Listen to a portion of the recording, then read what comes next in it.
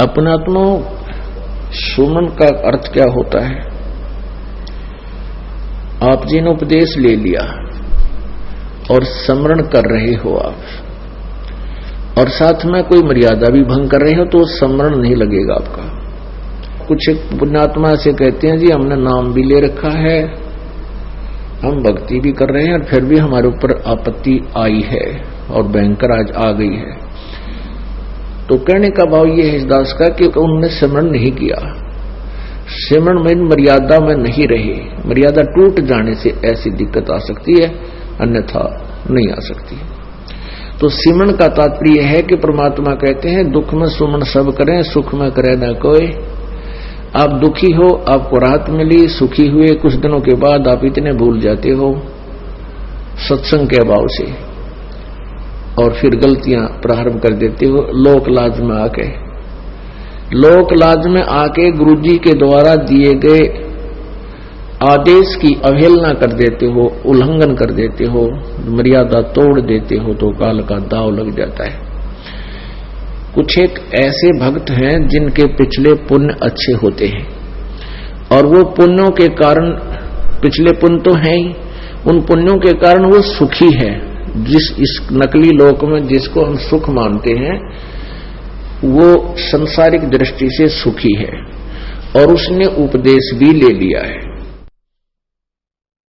और एक ऐसा प्राणी है जिसके पूर्व जन्म के पुण्य गण्य नहीं है, उस पर आपत्ति आ गई है। परमात्मा कबीर जी की शरण में यहां आ गया है, आने से उसने नाम लेने से लाभ शुरू हो गया है। तो कुछ दिनों के बाद उसको दुख आने बंद हो जाएंगे, क्योंकि पुण्य बढ़ जाएंगे, पाप समाप्त कर देता है परमात्मा। तो फिर वो कुछ दिनों में उस दूसरे भक्त को देखा देखी कि दूसरा भक्त है, वो भी नाम लिए हुए है, और वो भी मर्यादा तोड़ देता है, जो गुरुजी ने आदेश दे रखा है उसका उल्लंघन कर देता है, और देखता है कि उस पर कोई आपत्ति अभी आ नहीं रही। उसको देखकर वो स्वयं भी विचलित होकर के कोई मर्यादा भंग कर देता है। तो ऐसे फिर आपत्तियां फिर प्रारंभ हो जाती है। जिस व्यक्ति ने उपदेश भी ले रखा है और नाम भी खंडित कर दिया, तो उस पर अब मंत्र उसका है नहीं उसके पास। इस नाम की कमाई बिल्कुल नहीं है। जिसने बीड़ी पी ली, शराब पी ली, मांस खा लिया, या कोई आन उपासना कर ली, या लोक लाज में आके परमात्मा वाले नियम से वो वंचित हो गया, तो उसकी भक्ति नहीं चल रही, उसके पिछले पुण्य चल रहे हैं। और वो सत्संग भी आ जाता है, नहीं भी आता है, बीड़ी भी पीता है, एक आदमी में गुट्टी भी ला लेता है, और वो फिर भी कहता मैं संत रामपाल का शिष्य हूं। वो कह रहा है पर वो दास का शिष्य नहीं है। हाँ, उसके साथ क्या बनेगी? फिर एक ही दम इतनी आपत्ति आवेगी जब उसके पुण्य समाप्त हो जाएंगे, वो बक्कल उतरेगा, और फिर वो व्यक्ति आकर के कहेगा कि मैंने तो नाम ले रखा था जी, हमारे घर पे भी ऐसी आपत्ति आ गई। तो वो ऐसा पापात्मा होगा कि आसपास के क्षेत्र के 10-5 कोई भक्त तारे हो नाम लेने के लिए श्रद्धालु, तो उनके लिए भी वो एक रोड़ा बन जाएगा। यो कहेंगे देखो उनका नाम ले रखा था, आज उनका इतनी आपत्ति आ गई।